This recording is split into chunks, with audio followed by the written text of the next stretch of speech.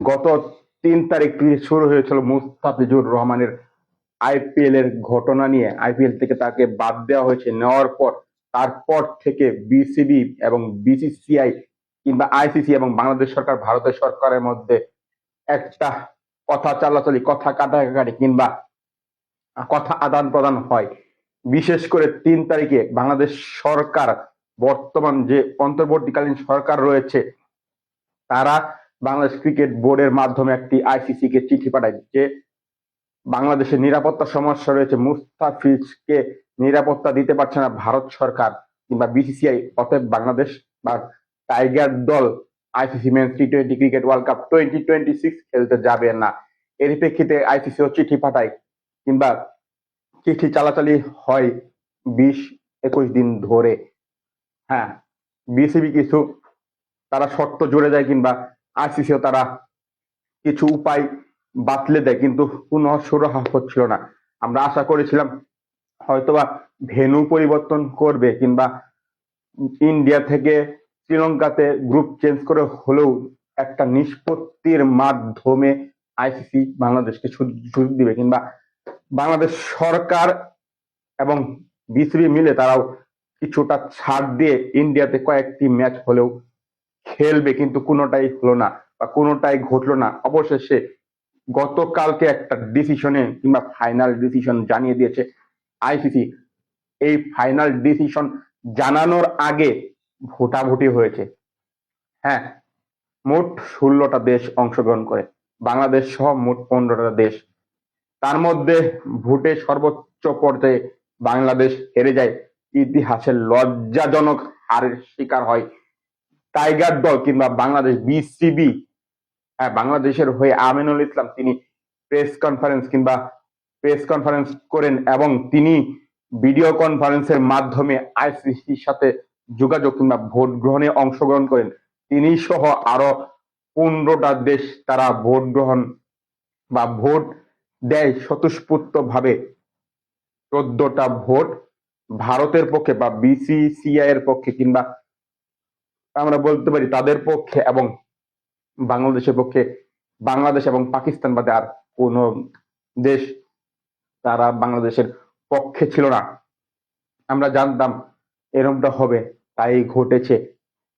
হ্যাঁ, Bharat, Sri Lanka, Afghanistan, Australia, New Zealand, England, West Indies, south Africa, even Zimbabwe, যাদেরকে আমরা পুলে পেশে কিংবা তাদের বিমান ভাড়া দিয়ে তাদের যে বিপদের সময় বিসিবি সাহায্য সহযোগিতা করেছে, হোটেলের টাকা পর্যন্ত দিয়েছে কিংবা তাদের যে টিভি মিডিয়া রাইটস, তাদের জুতা কেনার টাকা পর্যন্ত ছিল না। তাদের ক্রিকেটের অবস্থা নিম্ন পর্যায়ে থেকে নিম্ন পর্যায়ে বা বাদ পড়ার বা বাদ পড়তে গিয়ে তো সেখান থেকে বাংলাদেশ বা টাইগার দল কিংবা বিসিবি উঠিয়েছে, তার প্রতিদান দিয়েছে বাংলাদেশের এগেনস্টে গিয়ে জিম্বাবুয়ে ভারতের পক্ষে গিয়ে তারা ভোট দিয়েছে।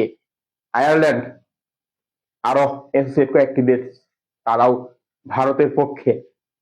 হ্যাঁ, শুধুমাত্র বাংলাদেশের পক্ষে পাকিস্তান দিয়েছে, তাহলে বুঝেন 14 আর সেখানে 2, কিভাবে হবে।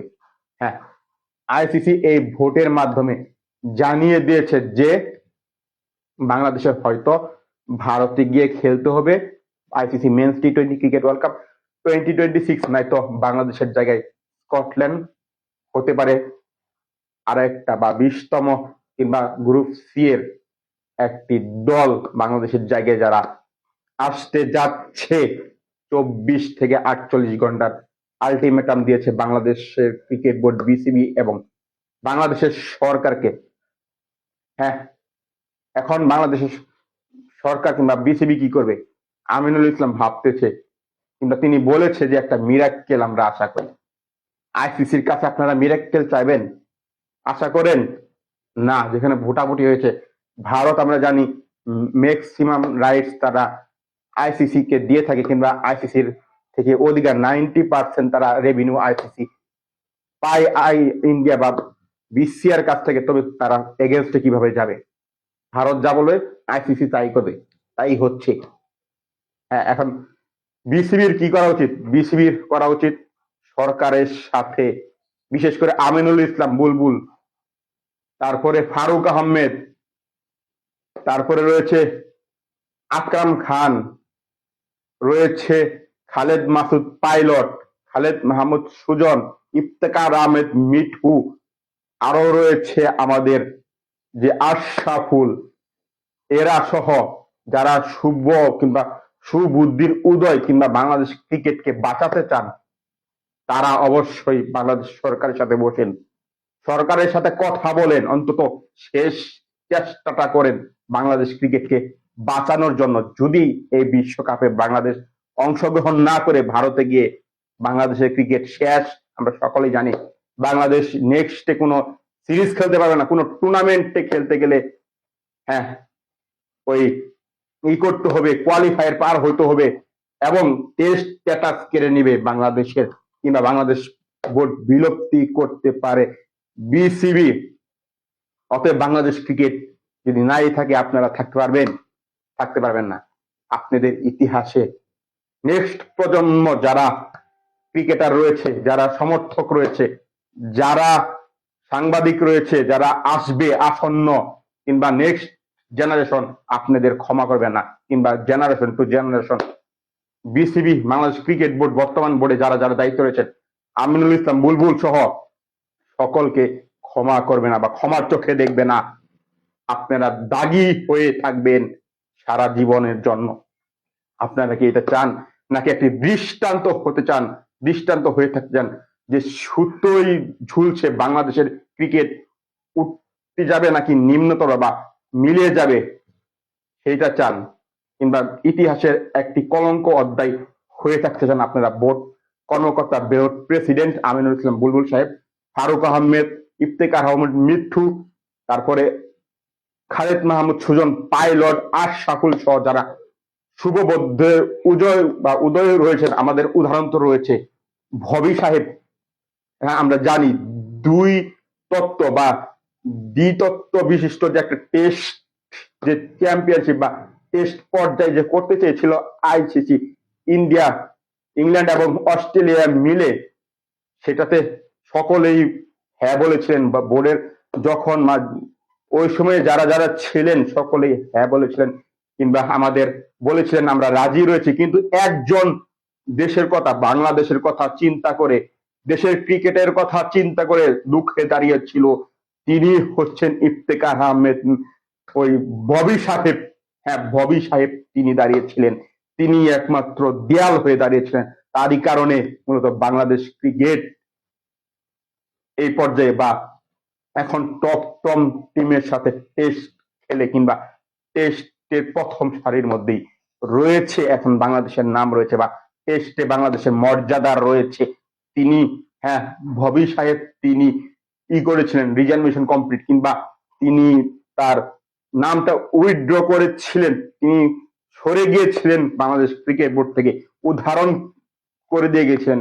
এবং বিপিএল এর সদ্য হ্যাঁ সিলেটের একজন উপদেষ্টা ফাহিম সাহেব, তিনিও জাস্ট হ্যাঁ সিলেট হারার জন্য তিনি সকল দায় মাথায় নিয়ে তিনি সরে দাঁড়িয়েছেন উপদেষ্টা থেকে।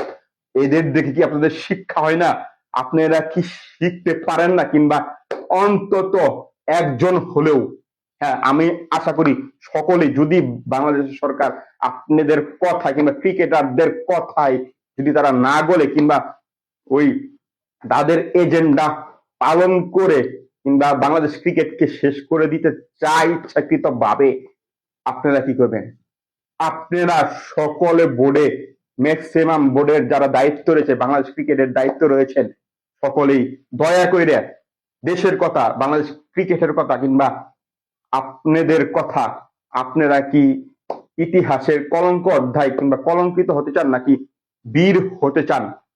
সেটার কথা, জনগণের যে বীর কিংবা বীরত্ব কিংবা দেশপ্রেমের কথা চিন্তা না করে, ক্রিকেটের কথা বা এই ক্রিকেট বাঁচানোর কথা চিন্তা করে, এবং ইতিহাসের যে অধ্যায় আপনারা থাকবেন, যে হয়তোবা কলঙ্ক হয়ে নাই তো বীর হয়ে আগামী প্রজন্মের কাছে অবশ্যই আপনারা আমিনুল ইসলাম বুলবুল সহ যারা সুবুদ্ধির উদয়ে রয়েছেন কয়েকজন বাদে। হ্যাঁ, আসিফ আকবর কিংবা এম নাজমুল ইসলামের মতন কয়েকজন অকর্মা, অকেজু, মাকাল ফল, মূর্খ, অসভ্য, ইতর এইসব বাদে কিংবা দেশদ্রোহী এইসবের বাদে আর যারা শুভ বুদ্ধি উদয় রয়েছেন কিংবা আপনারা ক্রিকেটকে মনে প্রাণে জ্ঞানে ধ্যানে ভালোবাসেন, আপনাদের জ্ঞান বুদ্ধি বিবেক বিবেচনা দিয়ে কিংবা বিশ্লেষণ করে ভালোবাসেন কিংবা আপনাদের কর্মফল দিয়ে আপনারা ভালোবাসেন, হ্যাঁ অবশ্যই অবশ্যই অবশ্যই আপনারা সকলে যদি বাংলাদেশ সরকার যদি বলে যে বাংলাদেশ ভারতে গিয়ে বিশ্বকাপ খেলবে না, বিশ্বকাপ বয়কট করা হলো, তবে অবশ্যই আপনারা সকলেই সরে দাঁড়াবেন, একে একে নয় সকলেই একসাথে, হ্যাঁ সিগনেচার দিয়ে বোর্ড বাংলাদেশ ক্রিকেট বোর্ড থেকে সরে দাঁড়াবেন। এই গার্ডসটা আমরা আশা করি অন্তত একজন হলো আমরা আশা করি সরে দাঁড়ান, দৃষ্টান্ত কিংবা একটা উদাহরণ সৃষ্টি করেন পুরো বাঙালি জাতির সামনে। হ্যাঁ আমরা জানি আপনারা বাংলাদেশ ক্রিকেট বোর্ডে এসেছেন বেআইনি ভাবে, কিন্তু তবু হ্যাঁ আইনি ভাবে আসেন না, আপনাদের আপনাদের হাত বাঁধা পাও বাঁধা বাংলাদেশ সরকারের কাছে, আসিফ নজরুলদের কাছে, তবু আপনারা গাছ দেখান। অন্তত সকলে না পারলে একজন, হ্যাঁ একজন বাংলাদেশ ক্রিকেট বোর্ড থেকে স্বেচ্ছায় স্বজ্ঞানে বাংলাদেশ ক্রিকেটের কথা চিন্তা করে সরে দাঁড়ান, দেখবেন আপনারা আগামী প্রজন্মের কাছে উদাহরণ হয়ে থাকবেন কিংবা আপনাদের সম্মান শ্রদ্ধা ভালোবাসা ইজ্জত করবে বাংলাদেশের ক্রিকেট আঙ্গন, বাংলাদেশের জনতা।